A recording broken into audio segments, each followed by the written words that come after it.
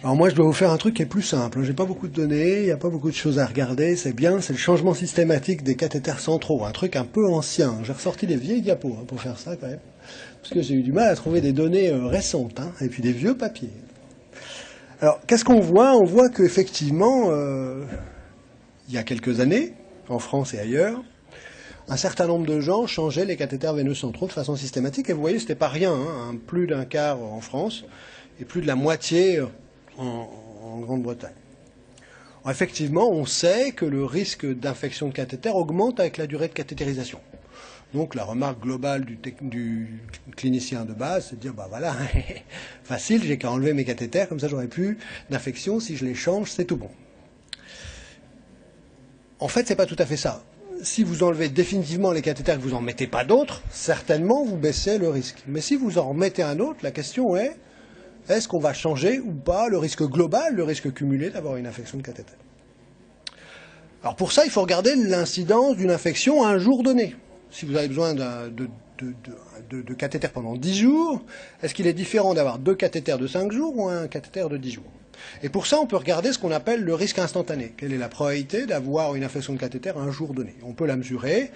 Et voilà ce qu'on a fait. Je vous l'ai fait pour vous et pour Stopo. Je vous ai repris les 4 études randomisées dans lesquelles j'étais mouillé plus que ça. Donc c'est une méta-analyse pour données individuelles, avec en plus la même base de données de rentrée, donc quasiment les mêmes centres. Donc c'est quand même quelque chose d'assez costaud en termes de reproductibilité. J'ai regardé le risque instantané d'avoir une infection en fonction des sites infectés. On retrouve des trucs super classiques. La sous-clavière, c'est plutôt mieux que les deux autres, et les deux autres, elles se battent, mais elles font pareil. Et vous voyez que le risque instantané, il est grosso modo constant. Vous voyez cette estimation du risque instantané pour des grosses bases de données. Vous voyez 15 000 malades, recueillis prospectivement par tout un tas d'arcs et tout ça, et tout un tas de gens qui suivaient les dossiers, et presque rien de perdu de vue, beau contrôle qualité. Le risque instantané ne change pas. Donc si vous avez besoin d'un cathéter, la première chose, c'est qu'a priori, je ne vois pas pourquoi on changerait les cathéters. Il n'y a aucune raison de penser qu'on diminue, puisqu'on ne change pas le risque instantané, le risque cumulé va monter avec le temps, mais il n'y a aucune raison que ça change en fonction des cas. Ça, c'est le premier point. Le deuxième point, c'est est-ce que, finalement, le risque instantané d'infection est si constant que ça? Et il y a certaines données qui suggèrent, elles sont assez anciennes, mais elles sont confirmées par des données physiopathologiques, certaines données qui suggèrent que le risque est plus important en tout début. Pourquoi? Parce que les tissus sont pas cicatrisés, que la partie sous-cutanée du cathéter est moins cicatrisée, qu'il y a moins d'étanchéité, qu'il y a un saignement, et que probablement le risque instantané au tout début des cathéters est probablement plus élevé et pas totalement constant. Si on suit ce raisonnement, on est tenté de dire que si on change le cathé systématiquement, c'est pas forcément bien. On voit cet effet sur les cathés de dialyse, un vieux papier de Bertrand Souvel, vous voyez, où la densité d'incidence était plutôt importante, plutôt plus importante, si on prenait les cathés de courte durée versus les autres. Et vous voyez qu'en ce temps-là, on parlait de densité d'incidence qui était merveilleuse, qui faisait qu'on n'avait pas besoin d'inclure beaucoup de malades pour démontrer des choses, parce que les taux d'infection étaient tellement élevés que bon, c'était assez fastoche de démontrer des tas de choses. Je suis désolé.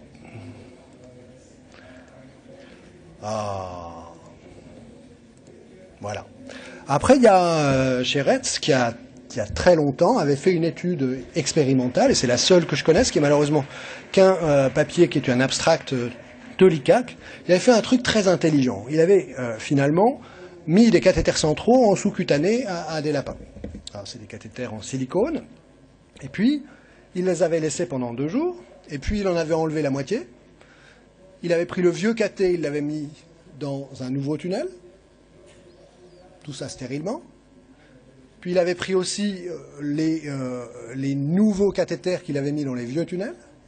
Et puis il avait aussi bien sûr des cathéters qu'il avait laissés en place, des vieux cathéters dans des vieux tunnels. Donc il avait fait finalement 4 groupes comme ça. Et ces 4 groupes de cathéters qui étaient soit j'ai un vieux cathéter de plus de 48 heures dans un nouveau tunnel, j'ai un vieux tunnel avec un nouveau cathéter, etc. Bon, les 4 groupes. Il avait fait un challenge de ses souris avec 10 puissance 2 Staphylococcus aureus pour regarder qui s'infectait. Et les résultats de cette petite étude, si ça veut bien marcher, ouais, c'est que finalement, avoir un vieux tunnel, c'était mieux qu'avoir un nouveau tunnel. Et donc ça s'infectait moins quand c'était bien cicatrisé, ce qui était assez logique. Et avoir un vieux cathéter dans un vieux tunnel, c'est-à-dire d'avoir rien changé, c'était mieux que d'avoir un nouveau cathéter dans ce vieux tunnel.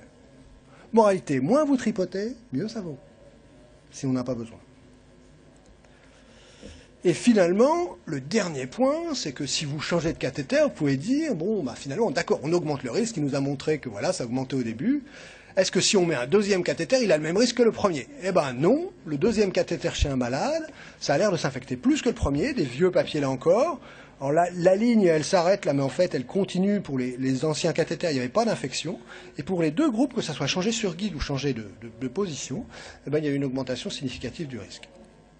Puis quand on regarde plus récemment, parce que c'est des vieux trucs, bon, si on regarde le risque, c'est la base Réa-Raisin, où on avait repris l'ensemble des infections et des colonisations de cathéters. Sur cette base, il y a plein de malades, je me souviens plus, c'est plusieurs milliers de malades. Et vous voyez que le énième cathéter versus le premier, ben le sur-risque d'infection, il est de colonisation, il est d'1,5. Et si on regarde l'infection systémique, le sur-risque est d'1,7, extrêmement significatif, même si on ajuste sur le reste. Moralité, si vous changez le cathé, en plus, vous augmentez le risque que l'infection soit plus importante sur le deuxième. Donc on a ce que je vous ai raconté, le risque il est plus important au début, pof. Si on change de cathéter et que le risque est pareil pour le deuxième, on aura plus de risque global. Et si en plus on admet que le deuxième cathéter s'infecte plus, on aura encore un peu plus de risque. Donc globalement, pas vraiment de raison de changer, ne serait-ce que pour le risque infection. Et puis il y a tout le reste. Alors d'accord, maintenant on fait de l'ultrason et tout ça, il y a vachement moins de complications autres, mais il y en a quand même. Ça c'est pour les pneumothorax, puis il y a quand même de la thrombose, il y a tout un tas de problèmes avec dans l'ablation, les embolies gazeuses, tout ce que vous voulez, mais en tout cas, les complications non infectieuses de l'infection, il y en a plein. Et plus vous tripotez, plus vous avez de risques. C'est assez logique.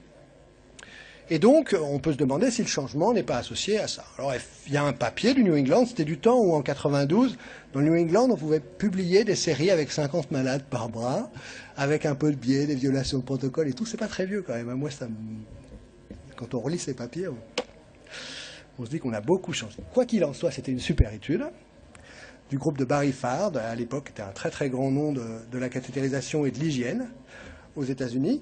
Et donc, vous aviez 4 groupes avec un plan factoriel. Soit on changeait tous les 3 jours, soit on changeait que quand c'était indiqué cliniquement. Et on avait 2 manières de changer, soit de site, soit sur guide. On prenait tous les malades qui avaient besoin d'un cathé plus de 3 jours. Ils étaient un type de colonisation de type Mackie. On regardait l'infection, la complication mécanique. 192 inclusions. 17% d'exclus après randomisation. Vous essayez de passer un papier comme ça dans le New England, maintenant c'est fini, c'est mort. Mais bon, dans le temps ça passait, et vous regardez les résultats de ces 3 groupes, et vous voyez pas vraiment de différence de population, c'est à peu près les mêmes. En termes de cathéters, il y a une vraie différence qui existe déjà, c'est que les cathéters en voie jugulaire sont plus fréquents dans le bras 3 jours guide-wire. Malheureusement, ça fausse un petit peu les résultats, ils n'ajustent pas dans cette analyse. Et vous voyez que la durée moyenne de cathétérisation est effectivement de 3 jours, versus 6 ou 7 jours dans les bras où on garde le cathéter en place, où on fait du changement clinique uniquement. Et voilà les résultats pour 3 jours versus changement clinique. Vous voyez qu'il n'y a absolument pas de différence. Il y a à peu près autant entre 3 jours versus changement clinique de complications de type pneumothorax, contrairement à ce que je vous disais tout à l'heure. Un petit peu plus, mais pas beaucoup. Un petit peu plus, et plutôt plus de colonisation si on change tous les 3 jours, et d'infection systémique que si on change pas du tout. Et puis si on regarde l'autre plan factoriel croisé, nouveau versus guidewire, si on regarde échange sur guide versus changement de site, et bien là, vous aviez plutôt plus de complications mécaniques dans le bras nouveau, c'est assez logique. Et parmi les 3 malades qui avaient un pneumothorax dans le bras guidewire, c'est des malades qui avaient des signes locaux pour lesquels il y avait une contre-indication au change sur guide et qui avaient été changés de site. Donc finalement, beaucoup moins de complications mécaniques. Et puis là encore, plutôt plus de complications de l'échange sur guide en termes d'infection que de complications du changement de site. Donc le changement sur guide, ça a l'air de diminuer le risque de complications mécaniques. Ça permet de mettre en culture le premier cathéter, bien sûr, mais bien sûr, ça reste contre-indiqué s'il y a des signes locaux, et ça augmente le risque d'infection du deuxième cathéter, et on va essayer de regarder un peu tout ce qu'il y a là-dessus. Alors, il y a une autre étude randomisée qui a eu lieu, qui a comparé guide versus percutané versus pas de changement tous les 7 jours, avec des résultats à peu près pareils, là encore des biais majeurs, avec des violations qui sont tout à fait importantes dans les 3 groupes de malades. Et quand vous regardez les complications mécaniques, ben là encore, quand on ne change pas, on a moins de complications mécaniques, et on a plutôt plus d'infections quand on change que quand on ne change pas, donc il n'y a pas vraiment de raison. Et si on fait du guide-wire, par rapport à percutané, dans cette étude, il n'y a pas de grosse différence, mais il y a plutôt un peu plus de complications si on change sur guide que si on ne change pas. Et puis une étude française de Saint-Étienne, qui est passée un peu inaperçue parce qu'elle était dans presse médicale, donc dans les méta-analyses américaines, elle n'apparaît pas. Pourtant, elle est tout à fait bien conduite. 150 patients, 191 cathéters monolumières. Vous voyez, c'était le SAPS 1 à l'époque, c'était un vieux truc là encore, mais vous voyez qu'entre clinique et guide-wire, on n'a plutôt pas besoin de changer, on est plutôt mieux si on ne change pas. C'était non significatif comme différence, mais tout allait dans le même sens. Alors, Deborah Cook a fait encore une méta-analyse, pas seulement sur les hémorragies digestives, mais elle l'a fait aussi sur les changements sur guide, pour montrer que quand on changeait sur guide, on avait plutôt un petit peu plus de risques. Je vais vous montrer quand même ce papier qui est un peu plus récent, qui est passé un peu inaperçu parce que c'est une recherche letter, mais qui est tout à fait rigolote, qui a regardé les changements sur guide et ils se sont amusés à cultiver le guide. Et à regarder ce qu'il y avait sur un guide quand on changeait sur guide. Et effectivement, il y a 13 cultures positives. Et ces 13 cultures positives, il y a un certain nombre de malades. Vous voyez ici, il y a 6 des 7 cas pour lesquels le cathéter deuxième va pousser au même germe que celui qui était sur le guide. Ce qui est une démonstration un peu physiopathologique que probablement on prend quand même un risque quand on change sur guide. Même si on fait proprement, il y a un risque d'avoir une colonisation. Et bien sûr, il faut changer de gants, il faut se remettre à propre, il faut changer de tenue, etc. Sinon, vous faites des bêtises si vous changez sur guide en faisant n'importe quoi. Alors, est-ce que ça change le changement sur guide sur d'autres paramètres? Dans l'étude Elvis, on est en train de réaliser une étude sur un appariement en fonction du changement sur guide versus pas de changement pour voir le risque d'infection et le risque de dysfonctionnement de cathéter. Et ce qu'on montre dans cette étude, c'est qu'il n'y a aucune différence en termes d'infection. Donc là, la différence n'est pas significative en tout cas. Mais par contre, si vous regardez les dysfonctions de cathéter, si vous mettez un cathé changé sur guide, vous augmentez très significativement le risque de dysfonction, même si on limite l'analyse au cathé qui était initialement posé à la suite d'une dysfonction de cathéter. Donc le changement sur guide, ça n'a pas l'air terrible quand même. Donc le changement systématique, ce n'est pas nécessaire, le risque est au moins constant au cours du temps. Le changement systématique, ça augmente le risque de complications, et le changement sur guide, c'est associé à une augmentation du risque d'infection. Probablement, on peut faire des changements sur guide dans certains cas d'hémoc positive, mais pas tellement, après ce que je vous ai dit, de dysfonction, mais pas tellement, après ce que je vous ai dit.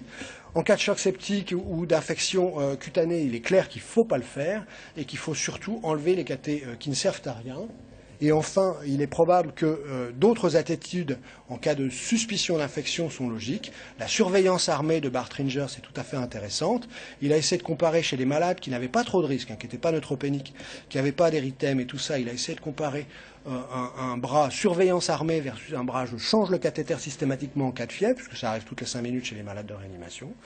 Et vous voyez que quand on fait ça et qu'on fait attention, alors il a inclus que 60 malades, parce qu'il y en a plein qui avaient des bactériémies qu'il ne pouvait pas inclure ou qui étaient immunodéprimés. Mais quand il a comparé un standard of care où il enlevait les cathéters, il n'y a eu que deux infections confirmées dans ce cas-là. Un bras surveillance armée, où il n'enlevait pas, il refaisait des hémocultures, il regardait comment évoluait le malade. Il y a 3 infections de cathéter là aussi. Il y a juste une diminution de la température qui est un peu moins rapide si on fait du watchful waiting, mais c'est tout. Et donc, a priori, on peut se contenter de faire ce genre de choses. Les recommandations récentes vous disent qu'il n'est pas utile de changer en routine les cathéters, que le changement sur guide est probablement pas à être utilisé pour prévenir l'infection, que le changement sur guide en remplacement d'un cathé non tunnelisé en cas d'infection n'est pas non plus recommandé.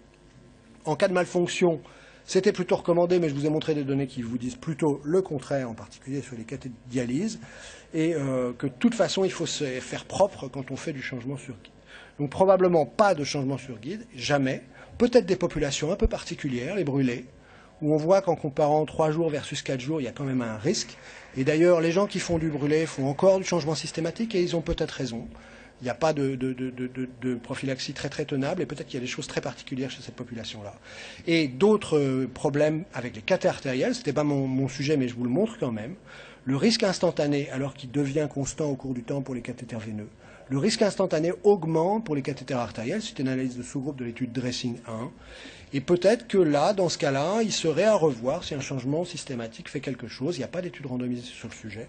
C'est tout à fait intéressant de la faire. Je vous remercie.